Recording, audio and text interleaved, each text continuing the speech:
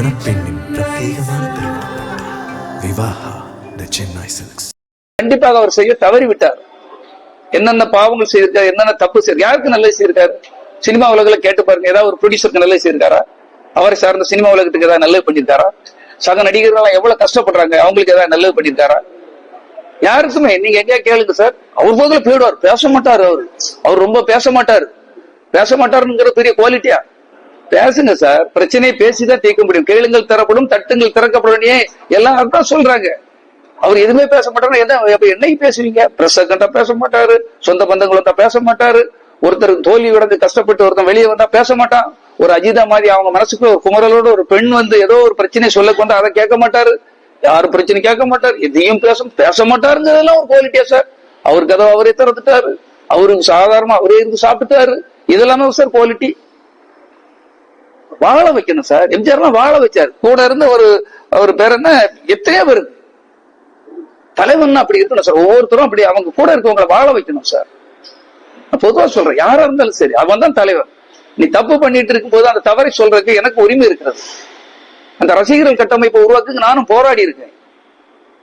நீங்க கேட்கலாம், நீங்க அப்ப இருந்தீங்களா அப்படின்னா, இருந்த பாவம் நானும் பாவம் தான் செய்திருக்கேன். அந்த பாவத்துக்கு விமர்சனம் தேடக்கூடாதா? தப்புன்னு தெரிஞ்ச பிறகு திருந்தக்கூடாதா? திருந்த பாக்குறோம், திருத்துவோம். இந்த ஏழை ரசிகர்கள், என் ஏழை தமிழர்கள், அவர்களுக்கு சொல்லிக் கொடுக்க எனக்கு கடமை இருக்கு சார். மாணவ செல்வங்கள் வழி தெரியாம, திசை தெரியாம எங்கேயோ போயிட்டு இருக்காங்க. ஒரு பையன் பாத்தீங்கன்னா அவங்க அம்மாவுக்குள்ள ஆபரேஷனுக்கு பண்ணக்கூடிய பணத்தை எடுத்து 1000 அப்ளிகேஷன் ஃபார்ம் வாங்கியிருக்கான். போய் விருப்ப மனு, யாரெல்லாம் அதிக மனு வாங்குறீங்களோ தலைவர் உங்களை பாராட்டுவார், போட்டோ எடுப்பார் அப்படின்னு சொல்லி ஏமாத்துறாங்க. இன்னும் நீங்க ஏமாத்தாதீங்க.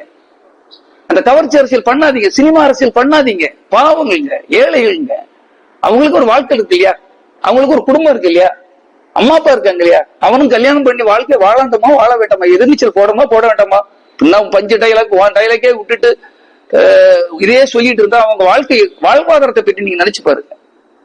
ஏதாவது ஒரு நல்லது செய்திருக்காரா? டேய் படிங்கடா, தொழில் பண்ணுங்கடா, என்ன தேடி வராதிங்கடா, இது வாழ்க்கை இல்ல, ஏதாவது சொல்லி கொடுத்துருக்காரா? இது வர மாதிரி இந்த தப்பா யாரு சார் சொல்லி கொடுக்கறது? தளபதினு சொல்லிட்டு இருந்தா போதுமா? உங்கள் விஜய்டா அப்படின்னு சொன்னா போதுமா? அது என்ன, ஏதாவது சாப்பாடு தந்துருமா சார்? யாராவது வேலை கிடைச்சிருமா? ஏதாவது தொழில் நடந்துருமா? எதுவுமே நடக்காது. வாழ்க்கையை பின்னோக்கி செல்ல, வாழ்க்கையை வேறு திசைக்கு திருப்புகின்ற விஜயுடைய அந்த பிற்போக்குத்தனத்தை கண்டிப்பாக நான் தட்டி கேட்பேன். பிரச்சாரம் ஒவ்வொரு இடத்திலையும் பிரச்சாரம் செய்வேன். அதாவது திராவிட கழகம் பாத்தீங்களா, அவ்வளவு நல்ல பண்ணிட்டு இருக்காரு மாண்புமிகு முதலமைச்சர் அவர்கள். அவர்களுடைய சேவைகளையும் அவர் செய்கின்ற தொண்டையும் நான் உலகம் பூரா எடுத்து சொல்லுவேன் என்பதை இந்த நேரத்தில் தெரிவித்துக் கொள்கிறேன். அரசியல் அடியா அது மிகப்பெரிய அடி, மிகப்பெரிய துரோகம் சார், மக்களுக்கு செய்த துரோகம் சார். சார் அந்த இடத்தை தேர்வு பண்ணது யாரு சார்? நீங்க. வேண்டான்னு சொன்ன கூட அந்த இடம் தான் வேணுங்கிறீங்க. அந்த மக்களை கூப்பிட்டது யாரு சார்? நீங்க வாங்க அவங்க அப்படி தலைவரை பார்க்கலாம், அவரை பார்க்கலாம், போட்டோ எடுக்கலாம்னு சொல்லி ஏமாத்தி கூப்பிட்டது நீங்க. நீங்க சொன்ன டைமுக்கு நடத்தாம டைமை மாத்தினது யாரு? நீங்க. அந்த மக்கள் அந்த குறுகிய இடத்துல நிக்கிறாங்க, எவ்வளவு கஷ்டப்பட்டிருப்பாங்க சார். தண்ணி இல்லாம 1 மணி நேரம் ஒரு இடத்துல நம்ம நிக்க முடியுமா சார்? நினைச்சு பாருங்க, மனிதன் தானே. அப்ப நீ அந்த மனிதர்களை பற்றி, உன் தொண்டனை பற்றி, உன்னுடைய ரசிகர்களை பற்றி யோசிக்கலையே. நீங்கெல்லாம் எந்த இடத்துல இருந்து அதையும் ஒரு சப்போர்ட் பண்றாங்க பாருங்க. அதை பத்தி வெளியே பேசுறாங்க, சினிமாக்கு தரணும். அதை பத்தி இந்த கட்சிக்காரங்களும் அரசியல்வாதிகளும் அவங்களோட கட்சி ரசிகர்கள் பேசுறாங்க. போலி அரசியல்வாதிகள் சார். இப்ப செங்கோட்டை மாதிரிலாம் ஒரு போலி அரசியல்வாதிகளுக்கு வந்துட்டாங்க. 50 வருஷம் நல்லா உண்டு கொளுத்தாச்சு சார். அவருக்கு என்ன சார் வேண்டி இருக்கு? ஃபுல்லா எஸ்டேட்டு, ஃபுல்லா என்ன ஹவுஸ், கெஸ்ட் ஹவுஸ்கள், அது இதுன்ட்டு இந்த 50 ஆண்டுகள் அவர் பல பணங்களை சேர்த்துட்டாரு சார். நிறைய ஊழல் பண்ணிருக்காரு, கணக்கில்லாத பணத்தை சேர்த்துட்டாரு சார். இனி அவருக்கு ரெஸ்ட் எடுக்க ஒரு இடம் வேணும் சார். அவர் மக்களுக்கு சேவை செய்ய வந்திருக்காரு, கண்டிப்பாக டெபாசிட் இழப்பாரு சார். செங்கோட்டையனை பற்றி சொல்றேன் சார். அவர் என்ன சார் பண்ணிருக்காரு? நாட்டுக்கு துரோகம் பண்ணிருக்காரு. ஒரு எம்ஜிஆர் பண்ற ஒரு பெரிய மாமேதைகள் வளர்த்த கட்சிக்கு, அந்த கட்சிக்கு துரோகம் பண்ணிட்டு வந்திருக்கிறாரு. அவர் என்ன செய்திருவாரு இனி? விருப்பமனு ஆன்லைன்ல கொண்டு வந்திருக்காங்க, அதை எப்படி பாக்குறீங்க சார்? விருப்பமனைவே அவங்க செய்ததெல்லாம், அதாவது ரசிகர்களை இன்னும் ஏமாற்றுறாங்க சார். ஏமாற்று அரசியல். நீங்க 100 வாங்க, 200 வாங்க, 100 விருப்பமனு வாங்கினா போட முடியுமா சார்? முதல்ல அவனே சாப்பாட்டுக்கு ஒருத்தர் பாத்தீங்களா திருடி பணத்தை கொண்டு வந்திருக்கான். இன்னொருத்தன் பார்த்தா அம்மா ஆபரேஷனுக்கு உள்ள பணத்தை எடுத்துட்டு வந்தா அவங்க அப்பா கண்ணீர் விட்டு கதறி இருக்காது. அந்த பையன் 10,000 ரூபாய் கொண்டு ஆபரேஷன் உள்ள ரூபாய் எடுத்துக்கொண்டு விருப்ப மனு வாங்கிட்டு வந்துட்டான். நீங்க எல்லாம் யூடியூப் சேனல்ல பாத்திருப்பீங்க. இதெல்லாமா சார் பெருமை?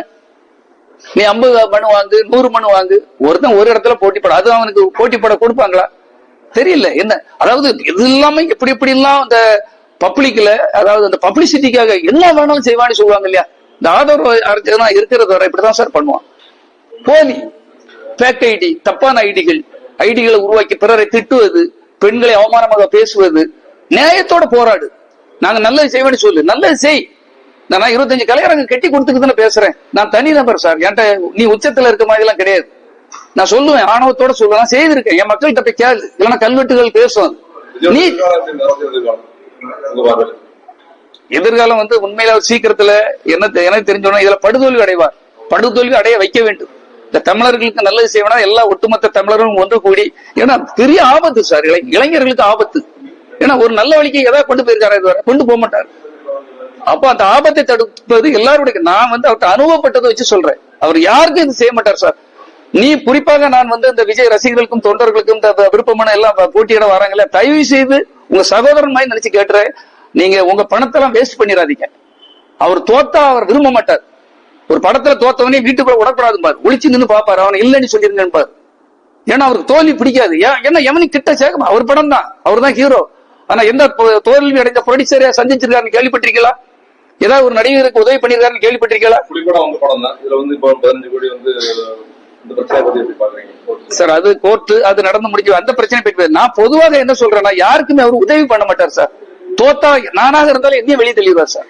பெத்த அப்பனா இருந்தாலும் கூண்டுல ஏத்திடுவார் சார். அது பிள்ளையா இருந்தாலும் யாரையும் சந்திக்க மாட்டார் சார். இப்படிப்பட்ட ஒரு கேரக்டர் இந்த நாட்டுல என்ன செய்துருவாருன்னு நீங்க நினைக்கிறீங்க? உங்களுக்கு எல்லாம் அள்ளி கொடுத்துருவாரு, எல்லாத்தையும் நீங்க வளர்ந்துருவான்னு நினைக்கிறீங்களா? கனவுல கூட நினைக்காதீங்க. நடு ரோட்ல விட்டுட்டு அவரு சினிமா வேண்டாம் ஒன்னும் வேண்டாம் வெளிநாட்டுக்கு தப்பி போய் விடுவார். நான் இது எதுக்காக சொல்றேன்னா, இன்னும் பாவம், நீங்க உங்க வாழ்க்கையை புரிஞ்சுக்கிடாம பணத்தை வேஸ்டா செலவு பண்ணிடாதீங்க. நீங்க செலவு பண்ணீங்கன்னா கடைசியில அவரை தேடி நீங்க நம்ம தோத்துட்டோமே, அவரை பார்க்கலாம், அவர் தலைவன் செய்வானி மட்டும் கனவுல நினைக்காங்க. உங்களை பார்க்க கூட மாட்டார்.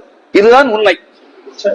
விஜயகாந்த் நல்லா தெரியும். அந்த கட்சியில் கூட கூட்டமே இல்லாம இருந்திருக்கு. அது ஒரு எப்படி இல்ல, விஜயகாந்த் அவர்களை பற்றி நம்ம அவர்ல எனக்கு ஒரு நல்ல நெருங்கிய நண்பர். அந்த கட்சியை பற்றி அவங்க பிரமேலதா அவர்கள் நடத்திட்டு இருக்காங்க. அவங்க இன்னும் ஒரு தெளிவோட நடத்தணும்.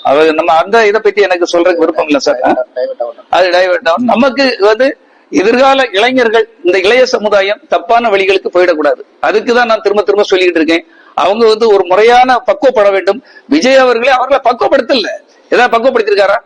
எதுவுமே பக்குவப்படுத்தல சார். அப்ப நம்ம எல்லாம் பைத்தியக்காரனா? தமிழ்நாட்டுல இருக்கவங்க எல்லாம் நம்ம ஏதாவது சொன்னா எதுவும் நடந்துரும் அப்படிங்கறதுக்காக. தமிழர்கள் அவ்வளவு முட்டாள்கள் அல்ல, பாடம் கற்பிப்பார்கள். நான் திரும்ப திரும்ப சொல்றேன் சார். எல்லாரும் ரியலைஸ் பண்ண ஆரம்பிச்சுட்டாங்க.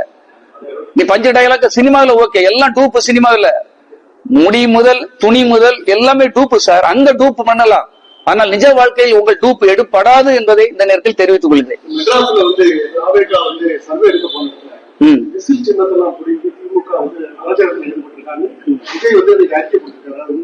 சார் என்னைக்குமே நான் இப்பவுமே சொல்றேன் சார், திமுக பொறுத்த மட்டும் விஜய் ஒரு பொருட்டாகவே நினைக்கல. அப்படி பார்த்தா அந்த கரூர் சம்பவத்திலே அவ்வளவுக்கு மேல எத்தனையோ எஃப்ஐஆர் பட்டு உள்ள தூக்கி வச்சிருக்கலாம் சார். அவங்க பிடிக்கிட்டாங்க, எங்க பெண்ணை பிடிக்கிட்டான், பென்சிலை பிடிக்கிட்டான். இந்த இது நீ ஏதாவது நல்லது செய்து ஓட்டுவாங்க. மக்களுக்கு இருக்கு நல்லது செய். ஏதாவது வகையில உன்னை நம்பி வந்த ரசிகர்களுக்கு ஏதாவது நல்லது செய்ப்பா. ஒரு அஜிதாங்கிற பொம்பளை உன்னை பார்க்க காரம் மறைக்குது. காரை அவன் மேல ஏத்துற மாதிரி போடுற. ஒரு நிமிடம் இறங்கி அந்த பொம்பளைக்கு ஒரு ஆறுதல் சொல்லியாமா, பாத்துக்கலாமா, செய்யலாமா, நாங்க இருக்கோம்ல. இது ஏன் சொல்ல முடியல? ஒரு ரசிகர் மன்ற தலைவர் இறந்து போயிட்டான் சார். முன்னாள் தலைவர் ஜெய்சலே இறந்து போயிட்டான். அவன் வீடு சென்னை தான். ஒரு 5 நிமிஷம் அவர் வீட்டுக்கு போக முடியல. ஏன் சார் போக முடியல? சரி, மதுரையில இறந்தாங்க இல்லையா சார்? இந்த மதுரையில ஒருத்தன் ஒரு கட் அவுட் வைக்க போன இடத்துல கரண்ட் சாக்கு அடிச்சு இறந்தாம் இல்லையா? ஏன் இன்னைக்கு வர போகல? அது உயிர் இல்லையா? உனக்காக கட் அவுட்ட சுமந்தம் இல்லையா? இன்னைக்கு செல்வம்னி ஒரு பையன் உன்னுடைய உதவியாளர், அவருக்காகவே கொடை பிடிச்சவன், ஜூஸ் கொடுப்பான், செய்வான், சாப்பாடு கொடுக்கவன். இன்னைக்கு ஆபரேஷன் பண்ணி சாவர கண்டிஷன்ல கிடக்கா சார். ஏன் அவனெல்லாம் பார்க்க உங்களால போக முடியல? நீ போக மாட்டீங்க சார். அவர் கேரக்டர் அது. இந்த கேரக்டர் என்ன நீங்க புரியாம என்ன நாங்க அவருக்காக போறாரு, அதை செய்வார். சினிமால 500 ரூபாய் அடிப்பாரு. தங்கச்சி காப்பாத்தணும் பாரு, அம்மாவை காப்பாத்தணும், அம்மாவை வணங்கும் பாரு. நிஜத்துல அப்படி பண்றாரா? நிஜத்துல பண்ண மாட்டாருங்கிறதா உண்மை. இதை நான் என் தமிழ் தேசத்துக்கும் என் தமிழ் மக்களுக்கும் சொல்லுவது என்னுடைய கடமை. இதுக்காக என்னையும் மிரட்டுவாங்க, எங்கிட்டையும் சட்டைக்கு வருவாங்க. அதை பற்றி நான் கவலையே படல. இதை பார்த்து ஒரு 10 வராய் திருந்துட்டாங்கன்னு நினைச்சா அதுதான் நான் வாழ்க்கையில் செய்த பாக்கியமாக நினைக்கிறேன்.